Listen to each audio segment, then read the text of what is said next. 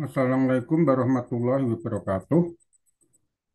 Dalam kesempatan yang baik ini, saya akan presentasi tentang IC dengan judul Penerapan Sustainability, Sustainability Reporting di Indonesia, Tantangan dan Dampaknya terhadap Nilai Perusahaan.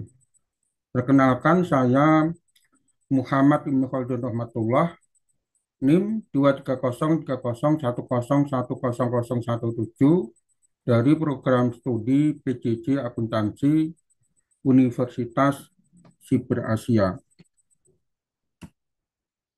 Jadi alasan pemilihan topiknya adalah karena topik ini dipilih karena sustainability reporting telah menjadi isu sentral dalam dunia bisnis modern, khususnya dalam konteks Indonesia yang tengah melakukan transisi menuju keuangan berkelanjutan.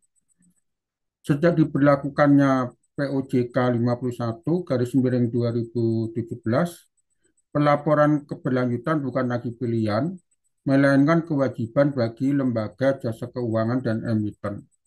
Selain itu, standar global seperti IFRS S1 dan S2 tahun 2023 memperkuat pentingnya pelaporan ini sebagai bagian dari penilaian risiko dan prospek perusahaan.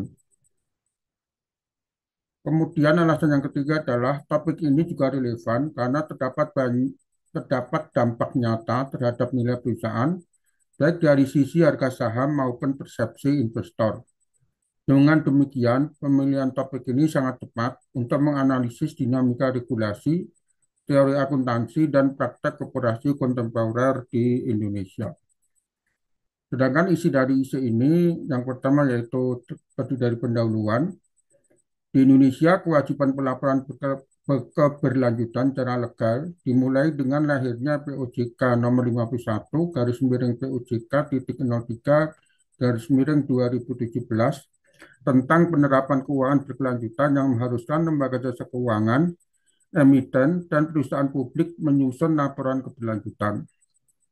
Sering itu, International Sustainability Standard Board atau ISSB merilis IFRS S1 dan IFRS S2 pada tahun 2023 yang standarisasi praktek pengungkapan keberlanjutan secara global.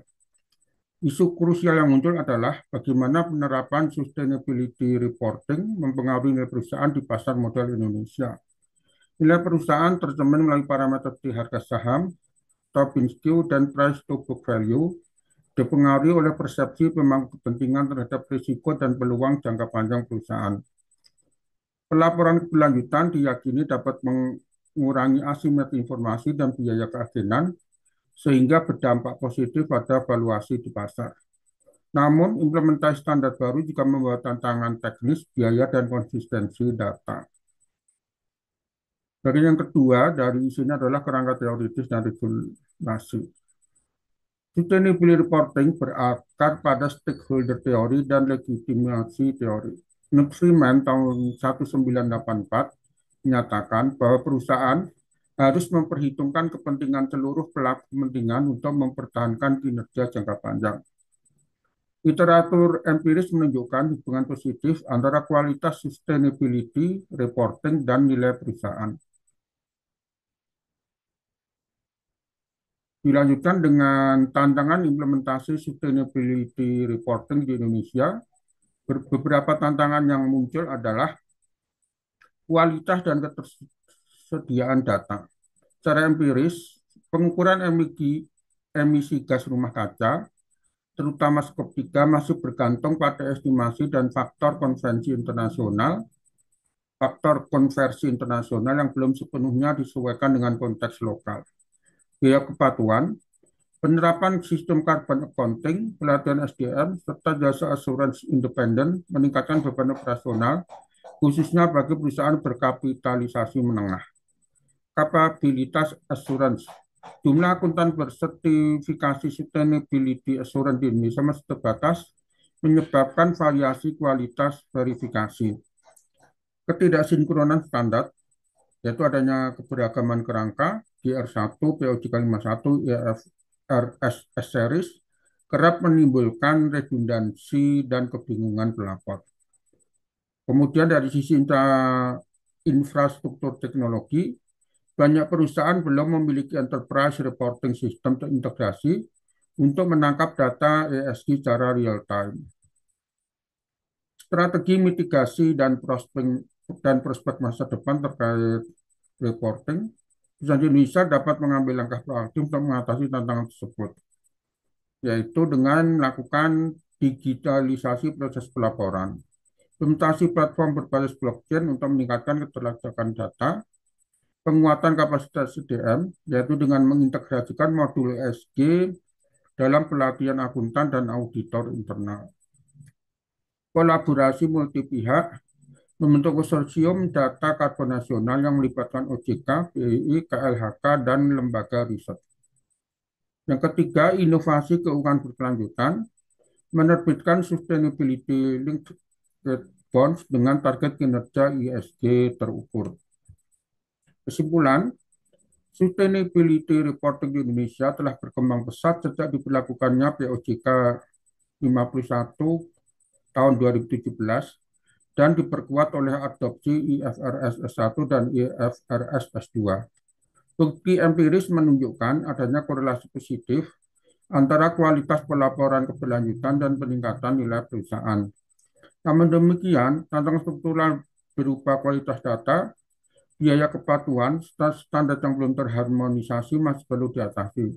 Dukungan teknologi, peningkatan kompetensi akuntan, dan sinergi antar pemangku kepentingan menjadi prasyarat utama bagi terciptanya pelaporan keberlanjutan yang kredibel dan bernilai tambah bagi ekonomi nasional.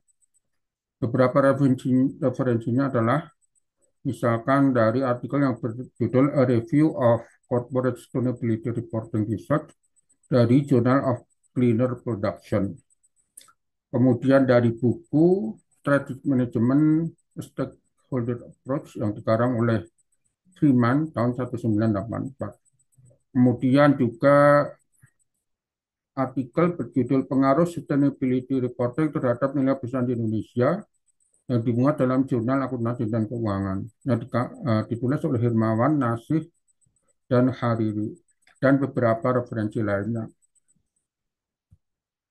Analisis dari isi-isi yang telah disampaikan yaitu pada pendahuluan, isi ini menyoroti konteks global dan lokal pelaporan berlanjutan serta mengemukakan urgensi topik secara jelas. Dari kerangka teoritisnya, menggunakan teori-teori relevan seperti stakeholder teori, legitimasi teori, dan agensi teori untuk menjelaskan motivasi dan dampak pelaporan. Analisis dampak memanfaatkan data empiris dari studi di Indonesia dan Asia Tenggara seperti peningkatan Tobin-Skew dan minat pada obligasi hijau yang memberikan dasar kuantitatif untuk argumen IC. Adanya pembahasan tantangan sangat konkret dari data skop 3, biaya hingga keterbatasan SDM dan teknologi menunjukkan pemahaman mendalam terhadap kondisi lokal. Strategi dan prospek memberikan solusi nyata dan futuristik seperti misalnya digitalisasi dan inovasi ESG linked financing. Pada bagian kesimpulan, merangkum temuan dan menyerukan sinergi antar pemangku kepentingan untuk meningkatkan kualitas pelaporan. Dari segi analisis, isi ini komprehensif, berbasis teori, didukung data empiris, dan menawarkan solusi praktis, menjadikannya refleksi yang matang terhadap isu yang sedang berkembang. Ini beberapa referensinya. Eh, Terima kasih. Demikian presentasi dari saya. Assalamualaikum warahmatullahi wabarakatuh.